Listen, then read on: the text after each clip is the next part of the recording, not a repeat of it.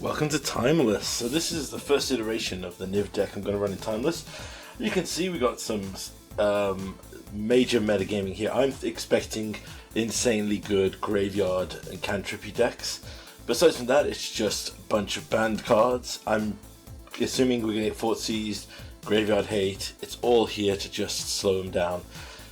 Everything else is just banned to fairies, Uros, fetch lands. Let's just see how things go from here. So our first match we have against Yad. And this is post-commentary, so I will admit we got some good matches and then we got dunked on. The first thing I will recommend if anyone's looking at this as like an intro into Timeless, run more threats. Because low-risk control-based infinite stat caster mages are a thing, and you will see them, and you'll also see other threats going forward. But we play our first fetch lands on Arena, and we see our opponent crack them. So we can essentially, our opponent runs out of Deathrite, so we're going to get rid of a land here. Deathrite will shut down our Uro and other effects like that. But at the same time, we'll just see what they want to do. I'm looking to get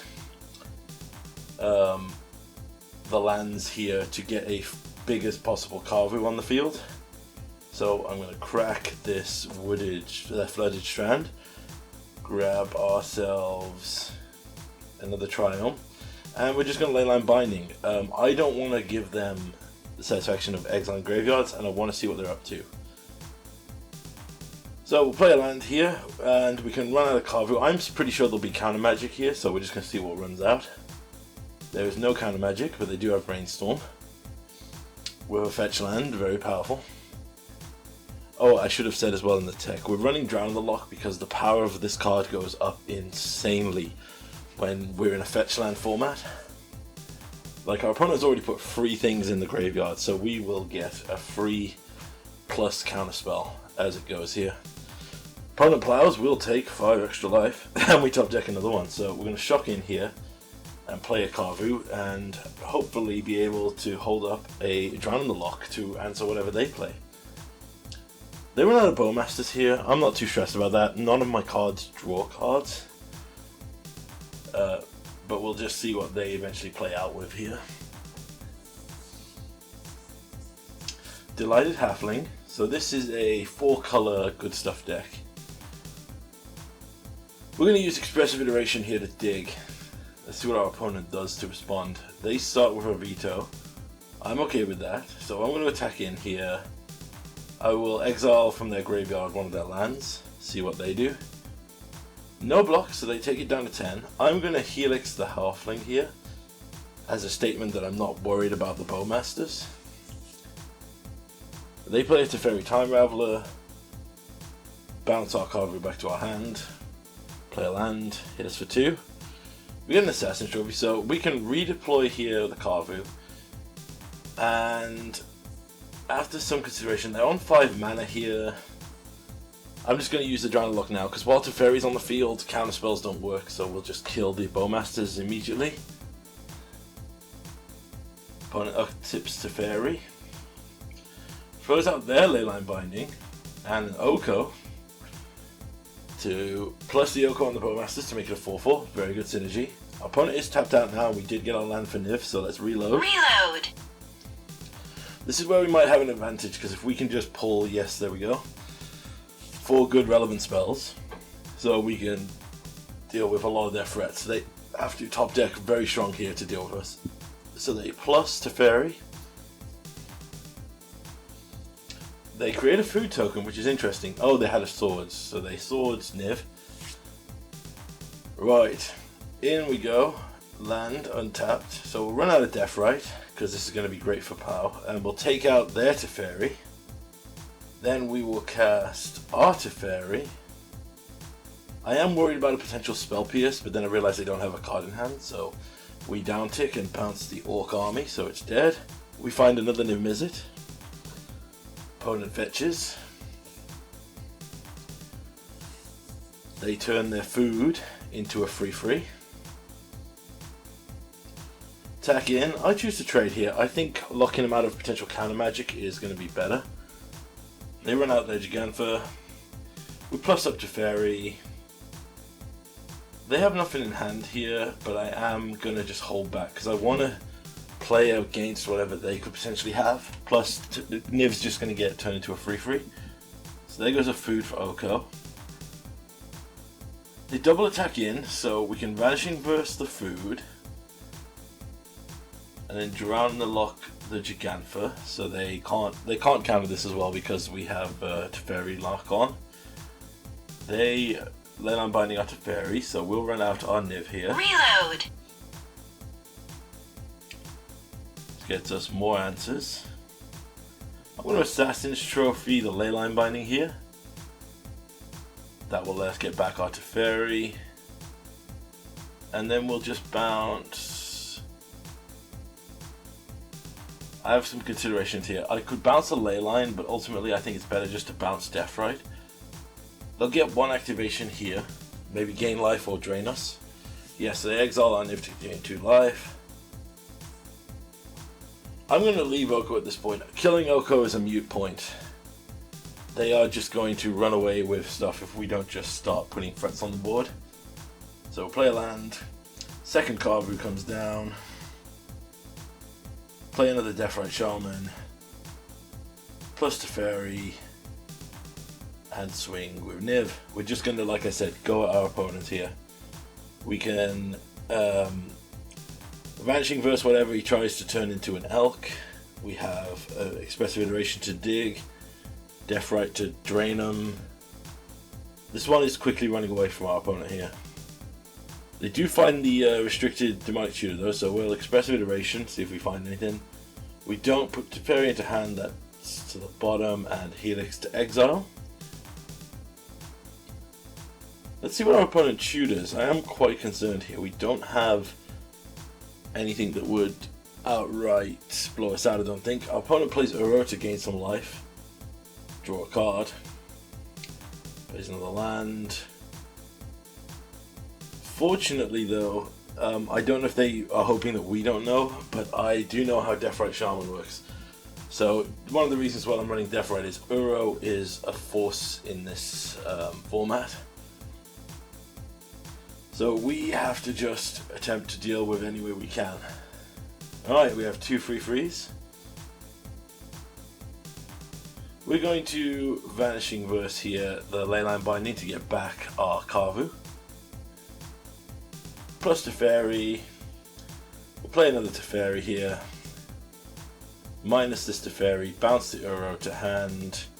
Draw a card. Play an Expressive Iteration. We find Molten Collapse into our hand. We got all these cards here. Play a land, untapped. We will destroy both the Deathrite and the food, preventing them from making another free blocker next turn. We will drain our opponents by exiling their tutor, and we'll attack in for lethal here. I was playing to all extensive outs there. I did have lethal with a swing, yes, exactly, but I just wanted to make sure. So I'm bringing in a Clothis, but I'm struggling to think what to take out here. This is my very first match of Timeless, so I'm thinking that there's not much reason to put in Graveyard Hate, because they seem to be more of a value, good stuff deck. Kind of like what we are, but not splashing the final colour. Red. Yeah, the Sultai version of this deck, I've seen Jim Davis play it on his stream. It's kind of what inspired me to do it. It kind of felt like playing Legacy Niv, where you're just having really fun interactive games. And some games we get Ruffle Stomp, but this hand is a total keeper. We don't have red, but we do have fetch land, so technically we have all our colours as required. And with this fetch land, we essentially have a 1 mana Leyline Binding next turn, as required. So with that in mind, we'll just pass the turn, see what our opponent does with their mana. They haven't cracked a fetch yet, but they do have 1 now. So they potentially have 4 mana here, with the Deathrite Shaman and the fetch land there. They run out their Uro. With the Uro here, before it is sacrificed, I'm going to crack the Flooded and attempt to Leyline Binding it. Now, you might think that's slightly insane to do, but I want to guarantee... Oh wait, no, I took the Death Right. Why did I take the Death Right? How strange. Can't remember. I thought I took the Euro in that. Oh, I have the Clofis. Silly me, yes. I run out of Clofis because I don't think they can get 5 cards and play the Euro before we take it out. But they do have a Leyline Binding here, but we put a stop on our upkeep. So, here's the interesting thing. Clofis cares about your main phase. So, Leyline Binding, take out the binding, we get Clofis back.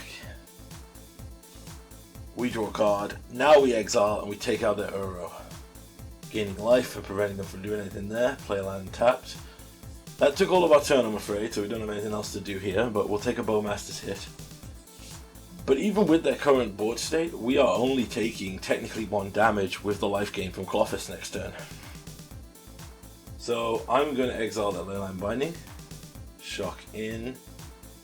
I'm going to drown in the lock here, kill their Bowmasters. Check for counters. They do have a veto. So I will then just run out my Euro here, because we don't have the colors required. We'll take the ping, but we'll see what our opponent does for their turn. They run out an Oko, plussing on their Bowmasters to make it a 5. So we're down to 8 here. We go back up to 10. They've got no counters in hand. So first, let's see what our mana situation is like. We're going to Expressive Iteration. Add the Helix to our hand. Put Death Right to the bottom and play a basic forest. So with those, we're going to drown the lock, kill the token, then run out the Carvu here. Because even if they Oko it into a 3/3, we still trade profitably with their board. There comes the Gigantha, and their last card is a land. They Elk Art Carvu, which is not a big deal to us, so we'll start exiling their lands here to just gain a bit of mana. Because now we can Molten Collapse, take out the Gigantha. Then we attack with our Carvu to hit our Oko, see if they want to trade one of their creatures. They do. Then I'm going to Lightning Helix the other Orc Bowmasters here. They crack their fetch land for no reason because they have nothing. And see what our opponent does. They draw a land. They create a food. We will exile.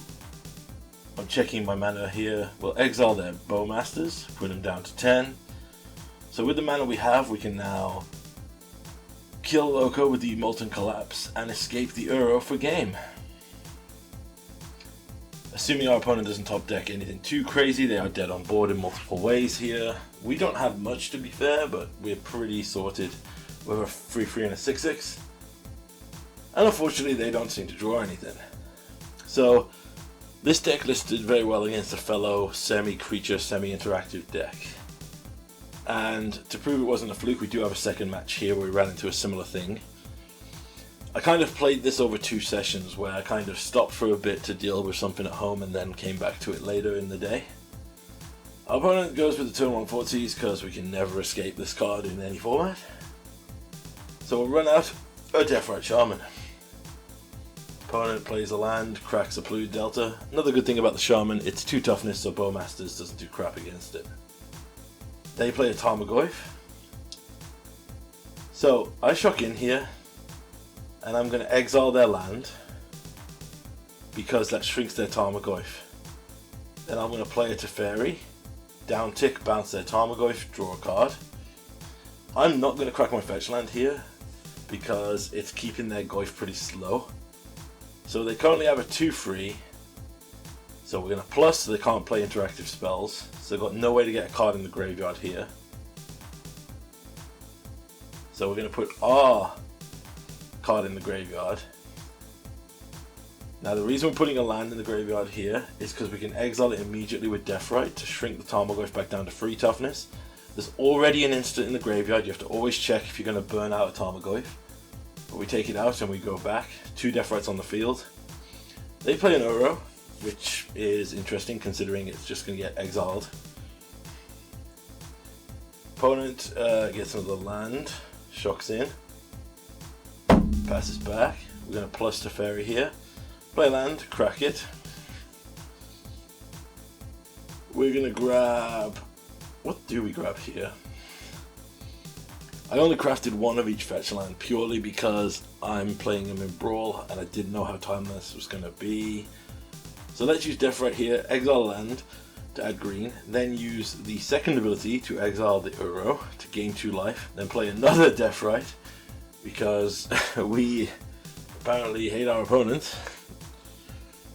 What I mean by this is we literally are built to grind out salty graveyard decks here. As you can see here, they run a ton of cantrips and fetch lands designed to fill the graveyard to get Uro back out. They do fatal push one of our shamans. Play a land tapped. I'm going to play a Kavu here. Then I'm going to exile their land to put them down to 6. Exile another sorcery here. Take out the Brainstorm, put them down to 4. Plus a Teferi. And they are dead on board here in so many ways. So they ultimately concede.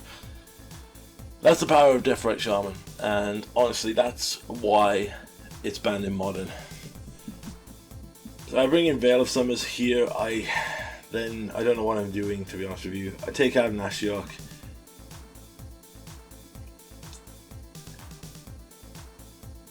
And we run it back like this. Yeah, literally, there's a reason they call Death Right Shaman the 1-mana Planeswalker. This hand has removal, a Teferi, and 2 Uros. And now a Leyline Binding with 2 fetch lands and a Triumph. So turn 2 as required. Play this, puts all 5 land types onto the field with 2 without cracking a fetch. And they go for an Inquisition here. So there's Teferi, which will be their obvious choice. We got our lands here, we'll crack the Polluted. And we will grab a black. And we'll just run out an Uro here to whatever counter magic they have. Memory Lapse, yep, so that's just going to draw another Uro next turn. They play a Tarmogoyf. Play a land here, we'll play another Uro, see what that gets eaten with. Oh, no interaction. Interesting. So we'll play another fetch land. We'll pass back here. I'm assuming they have to have brought in some kind of graveyard hate for their deck. Another Tarmogoyf, so this is very quickly running away from us. Man, the nostalgia trip of being scared of a Tarmogoyf. Ah, the ye old days of Modern. Old man rants about what Modern used to be. So let's Leyline Binding one of the Goyfs here to slow down the clock.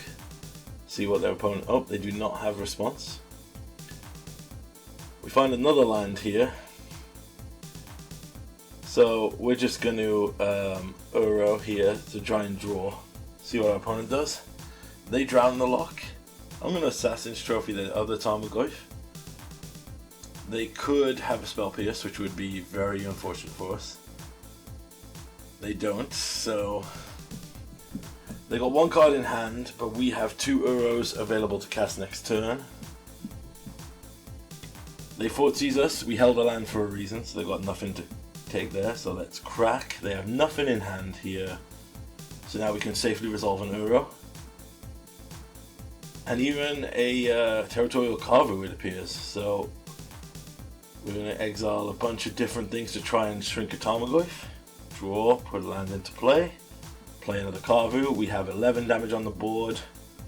Opponent runs out their Tarmogoyf. We swing in for damage here.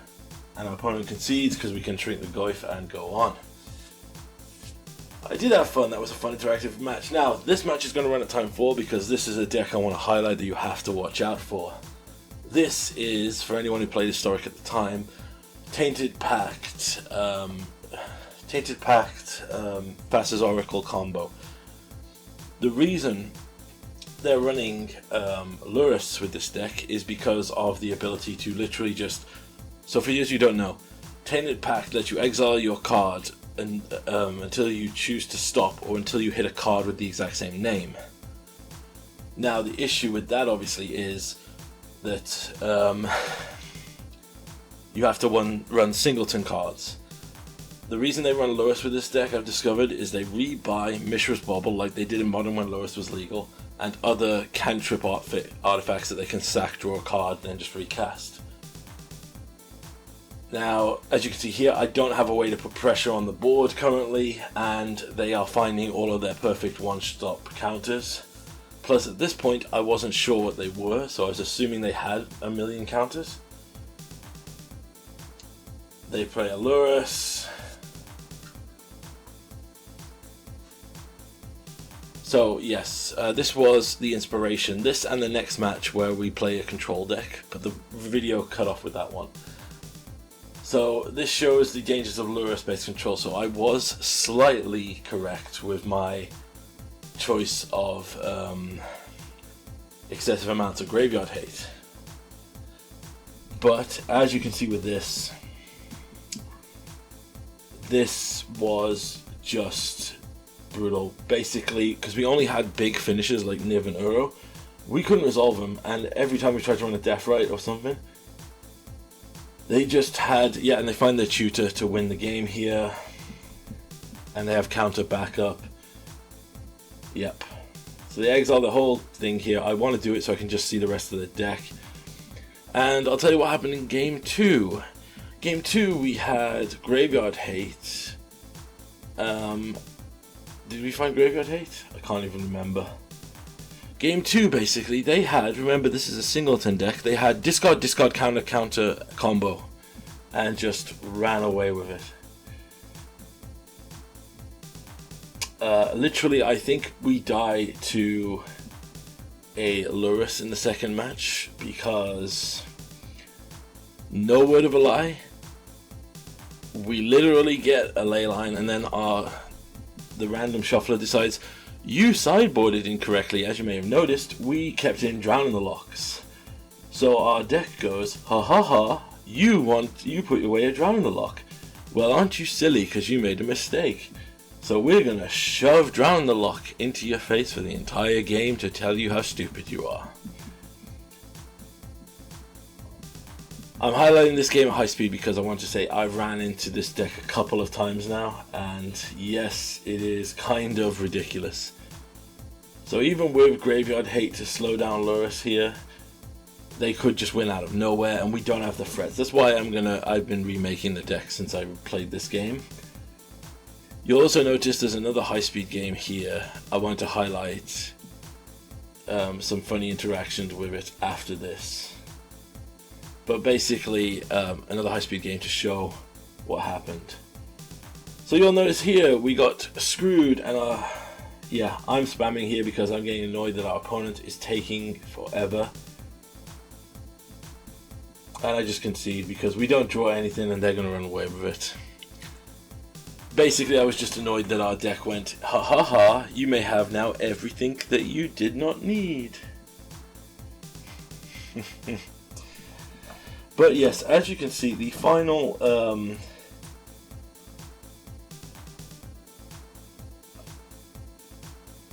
match we have here is another Lurrus Den deck.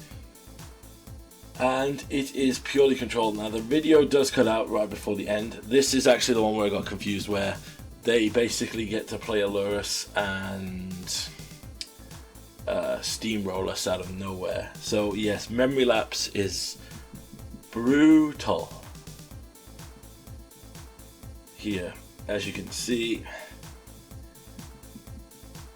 So the reason they run Lurrus in a control deck is this is a deck built around just rebuying Snapcaster Mages and other effects like that. So they will run out Lurrus so they can recast Snapcaster to buy back all their counter spells. They literally don't run anything above that. They don't run any Planeswalkers. They just, yeah, Orcish Bowmasters as well is a horrendous abomination that has been added to this deck. But as I said, yes, you can see here we now just got to try and out-resource them. They go for Fatal Push. I'm going to counter this to force them to use another counter. They use a Saruman's thing. So basically one part at the top will be hidden. I basically choose to give them either an Orcish Bowmaster or Swords to Plowshares and 3 lands. They take the land. That card is stupid with Lewis because obviously whatever permanents they throw away they still get.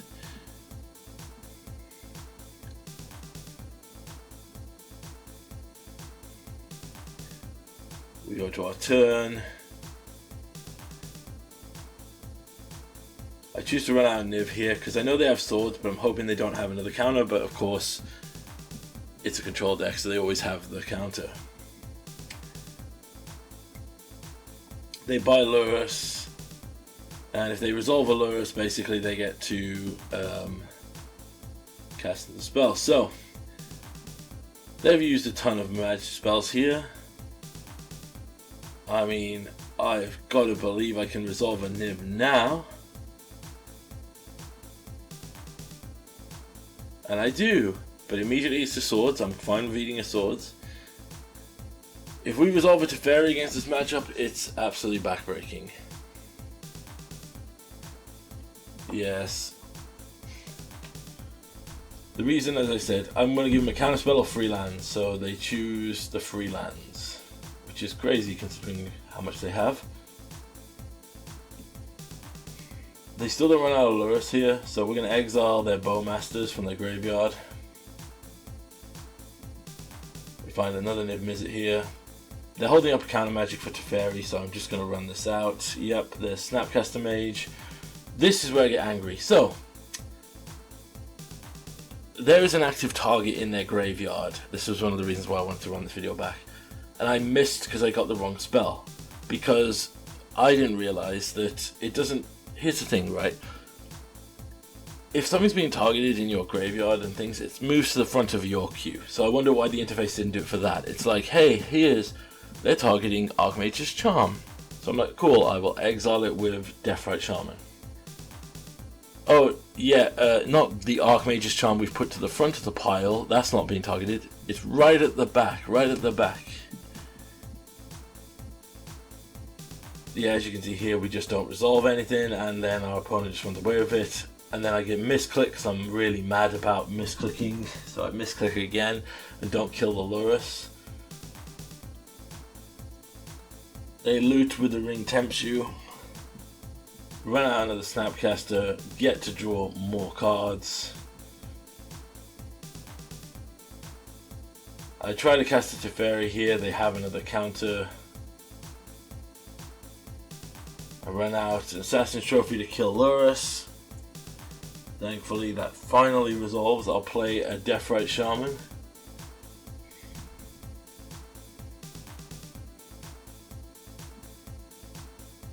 Goes to our opponent's turn. They swing in here. Now, they discard a Bowmasters and I go to block, which is a huge dumb decision because clearly they must have another Bowmasters. Try to resolve a Niv because I've only got 2 cards in hand, but they have another Snapcaster, so I'm done with this matchup. I'm only going to commentate the second one. You can watch the remainder of match 3, but I'll tell you exactly what happens there. Match 3, we sideboard in a bunch of graveyard hate to turn off their Lurrus, and for some reason we just don't find a threat to commit to the board. But what I want to show here is why I've decided to change up the deck and run way more aggro things. So as you can see, we tap and have a turn 2 5/5, and we are going to ride this baby to victory. So we are just going to discard a land, draw a card. We're going to play Expressive Iteration here. We'll put another Carver into our hand, put her to the bottom, exile the Expressive Iteration. Opponent drops their next land. We're going to swing in here, see if we can prompt something out of them. I'm going to choose to discard here, and I'm going to send a signal by discarding a Niv Mizzet, playing a land and running out another Carvu. They do have a counterspell now, and they crack their fetch land. They are down to 9 here. They play another fetch land here, so we now have enough burn and aggro here to kill them without them doing anything. So we'll exile the counterspell so they don't have anything in their graveyard to use. Carvu resolves, hitting them for 4. The Archmage's Charm. In response, we're going to Lightning Helix because they can't crack their land. Now they can't crack or shock lands in. And we just go see if we can attack in here. We also have the burn to deal with anything they don't use. Take out the Archmage's Charm, they go for the Snapcaster. And then we just Leyline Binding their blocker, and they're done. That's why I need to resolve more threats for the control matchup. Definitely got to change up the sideboard. I was trying to be smart in metagame, thinking that we did have a lot of graveyard decks in my defense. The match cuts out here, but basically we get threat screwed, and they have solid answers for basically a lot of our threats. So this is our first Timeless. Hope you enjoyed it. I really did enjoy the format. I think that it felt like old school modern in a weird way to say that. Like, I know everyone's calling it the legacy and the vintage of the format because there's some insanely powerful spells. But to me, this kind of felt, yes, kind of like a legacy, definitely not a vintage. My limited experience with vintage is very different to what we experienced here when we played. But yes, Timeless is insanely fun. I would really recommend looking into it now. If you have the collection, I would recommend maybe waiting a bit, see what comes up. I still think this is kind of like the original Pioneer situation. I think there's going to be restrictions, stuff like that. I don't want to recommend that people jump into it if there's no fun involved. But if you have these cards and are an established player, I would really look at just playing something crazy and fun here. Just see how you like the format. And if you're an established old player with a ton of old cards and a nostalgia for many of these cards like I have here, you'll definitely not be disappointed. It probably won't become your main format, but definitely will scratch an itch for you. Anyway, peace out. Hope you enjoyed the last bits of the gameplay.